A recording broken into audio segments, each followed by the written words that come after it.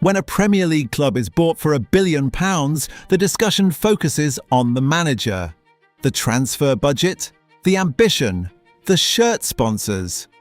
What almost nobody asks is a far more basic question. Does the club own its ground?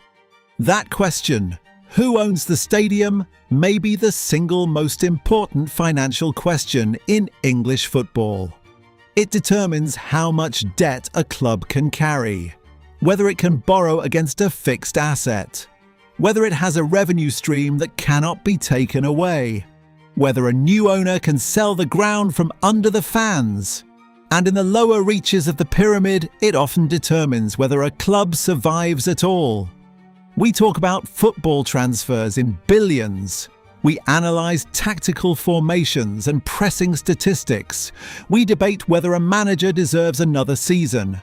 But the ground, the physical place where the club exists, is the foundation that all of that sits on. And in English football, the question of who owns that foundation is more complicated and more important than most supporters realise. In the Premier League, roughly half of the 20 clubs own their stadium outright. The other half are tenants, leaseholders, or occupy grounds under complex arrangements with third parties. Chelsea, for a significant part of their recent history, did not own Stamford Bridge. Everton played as tenants before their move to Bramley Moor Dock. The situation is different at every club, and the financial implications are profound. In the Championship, the picture becomes more complicated. Some clubs own their grounds and training facilities outright, giving them tangible assets on their balance sheet that can support borrowing. Others pay rent to local councils, private developers, or even to the same person who owns the club, a structure that has historically been used to extract money from a football club while appearing to invest in it. The further down the pyramid you go, the more precarious this becomes. In the National League and below, ground ownership is often the difference between a club that can plan for 10 years and a club that is one landlord's decision away from homelessness. If a club owns its stadium, it is sitting on a fixed asset. In many cases, that asset is worth tens of millions of pounds. It can be used as collateral for borrowing.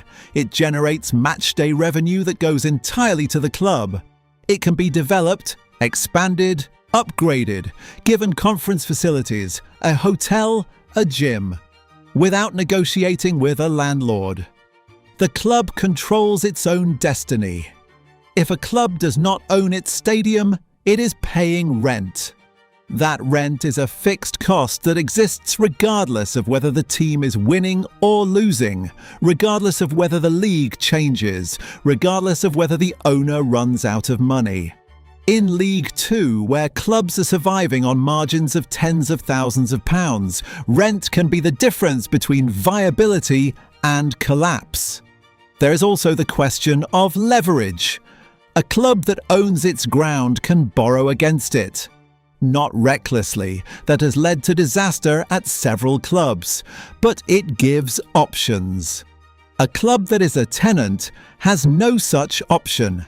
Its entire operation depends on the landlord, and the landlord's interests are not always the same as the club's interests. Not even close. Brighton and Hove Albion is the most complete example of what happens when a club loses its ground. In 1997, the Goldstone ground was sold without supporter consultation. Brighton were left without a home. They played at Gillingham's ground, 60 miles away, for 2 seasons, then at an athletics track. It took 15 years for the club to build a new stadium. Those 15 years cost them everything that a stable football club needs: continuity, community, commercial development, young supporters who feel the club belongs to them. Coventry City is a more recent case. The Ricoh Arena, now the Coventry Building Society Arena, was sold and the club became a tenant. When the relationship with the landlord deteriorated, Coventry played their home matches in Birmingham. not in their home city, not in their home ground, in Birmingham. The effect on supporter numbers, on the club's identity, on its ability to recruit commercially and on the field was severe. Both cases illustrate the same point. A football club is embedded in a place. It belongs to a community in a way that transcends business logic. When the ground goes, something fundamental to that relationship is broken, and it is very, very hard to fix. There is a specific structure that has emerged in English football that regulators, fan groups, and the independent football regulator are all paying attention to. It works like this. An owner buys a football club.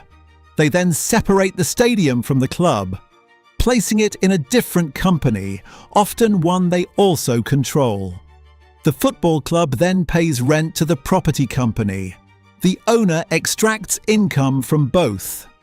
But the football club's accounts show the rent as a cost, reducing its apparent profitability.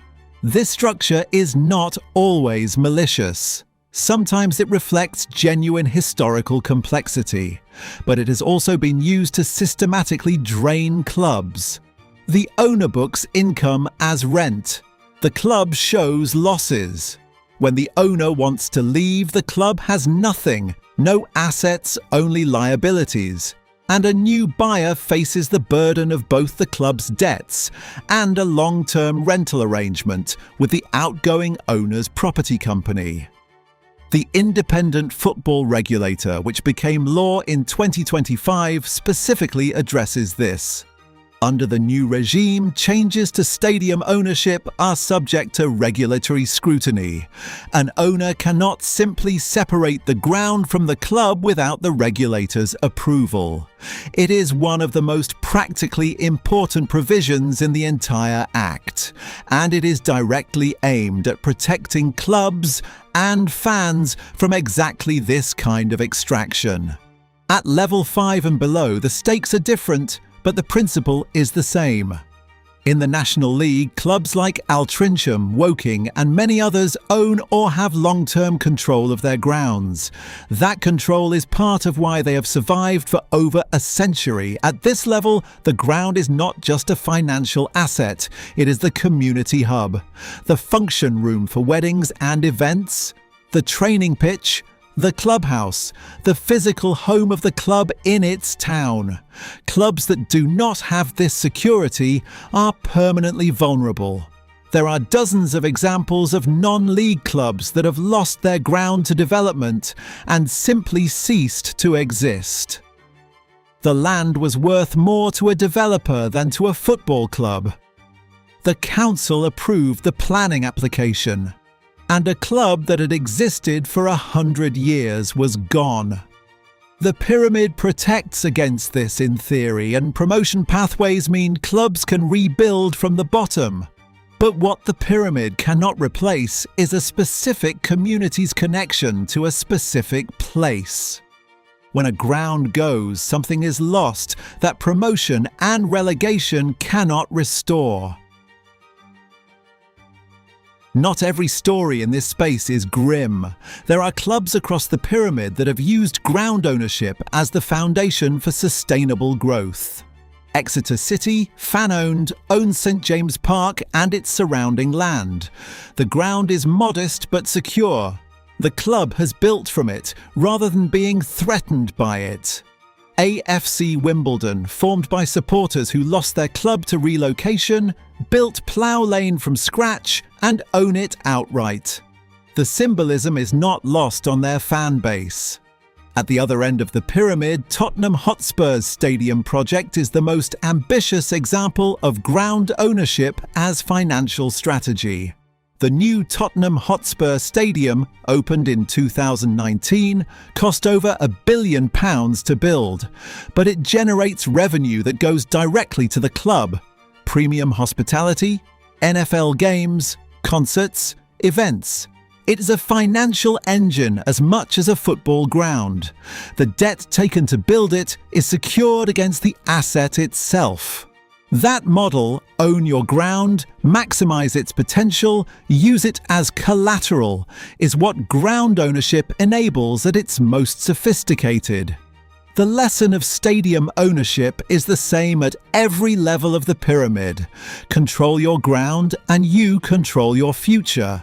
Lose it and you are permanently at the mercy of someone else's priorities. In English football, that lesson has been learned the hard way far too many times and far too expensively. The lesson learned in the most painful ways possible. Subscribe because the pyramid goes deeper than you think. Welcome to the football pyramid.